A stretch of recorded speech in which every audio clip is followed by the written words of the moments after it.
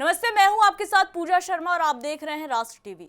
आज का रविवार कोई आम रविवार नहीं है, बल्कि दुनिया भर के अरबों लोगों के लिए नई शुरुआत का दिन है। ईस्टर, वो दिन जब मौत पर जिंदगी की जीत हुई थी। लेकिन क्या आप जानते हैं कि ईस्टर की तारीख हर साल क्यों बदल जाती है? क्यों दुनिया भर में लोग चॉकलेट के बने खरगोश और रंगीन अंडे एक दूसरे को गिफ्ट करते हैं? और क्यों सबसे महत्वपूर्ण, हमारे भारत में केरल के अप्पम से लेकर गोवा के सोरपोटेल तक ईस्टर कैसे एक देसी रंग में रंग जाता है? तो चलिए जानते हैं इन सारे सवालों के जवाब। सबसे पहले बात उस घटना की जिसने ईसाई धर्म की नींव रखी। ईस्टर ईसाई कैलेंडर का सबसे महत्वपूर्ण दिन है, क्योंकि ये ईसा मसीह के पुनरुत्थान का प्रतीक है। गुड फ्राइडे के दिन उन्हें सूली पर चढ़ाया गया था, लेकिन बाइबल के अनुसार तीसरे दिन यानी रविवार को वे फिर से जीवित हो उठे। ईसाई धर्मशास्त्र में इसे नया सृजन कहा जाता है।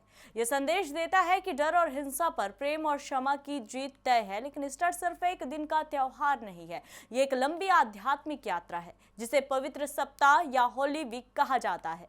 पाम संडे से शुरू होकर मॉन्डे थर्सडे के अंतिम भोज और फिर गुड फ्राइडे के शोक से गुजरते हुए ये यात्रा ईस्टर की खुशियों तक पहुंचती है। अब एक ऐसा सवाल जो अक्सर लोगों को उलझा देता है, क्रिसमस तो हमेशा 25 दिसंबर को होता है, लेकिन ईस्टर कभी मार्च में तो कभी अप्रैल में क्यों आता है? दोस्तों, इसके पीछे एक जटिल गणना है जिसे कंप्यूटर्स कहते हैं। 325वीं ईस्वी में नाइसिया की परिषद ने तय किया था कि ईस्टर वसंत विषुव के बाद आने वाली पहली पूर्णिमा के बाद के पहले रविवार को मनाया जाएगा। यही कारण है कि साल 2026 में 2 अप्रैल की पूर्णिमा के बाद 5 अप्रैल को ईस्टर मनाया जा रहा है। ये पूरी तरह से चांद की चाल और सौर कैलेंडर के तालमेल पर निर्भर करता है। अब बात करते हैं उन प्रतीकों की जो बाजारों में छाए रहते हैं। ईस्टर बनी और ईस्टर एग्स, इनकी जड़ें प्राचीन लोक कथाओं में छिपी है। माना जाता है कि ईस्टर शब्द एंग्लो सैक्सन देवी ईओस्ट्रे से आया है, जिनका पवित्र जानवर खरगोश था, जो प्रजनन क्षमता और वसंत का प्रतीक है। अंडे को मसीह की कब्र का प्रतीक भी माना जाता है। जैसे अंडे के टूटने से नया जीवन निकलता है, वैसे ही कब्र से मसीह का पुनर्जन्म हुआ।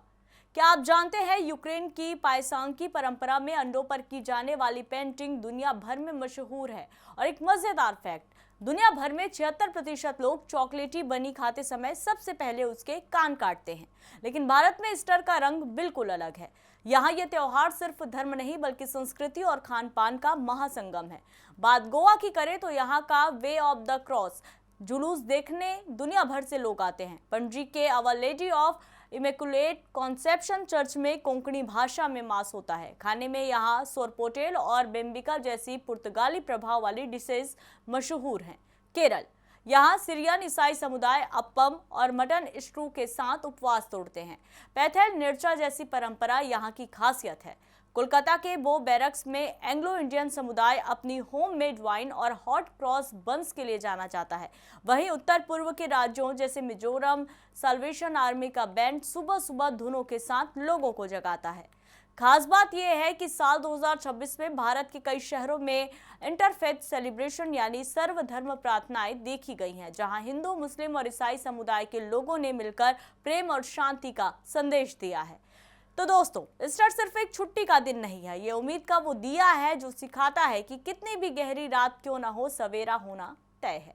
चाहे आप चर्च जा रहे हों या परिवार के साथ लंच का आनंद ले रहे हों, ईस्टर का संदेश सबके लिए एक ही है, दया, करुणा और एक नई शुरुआत।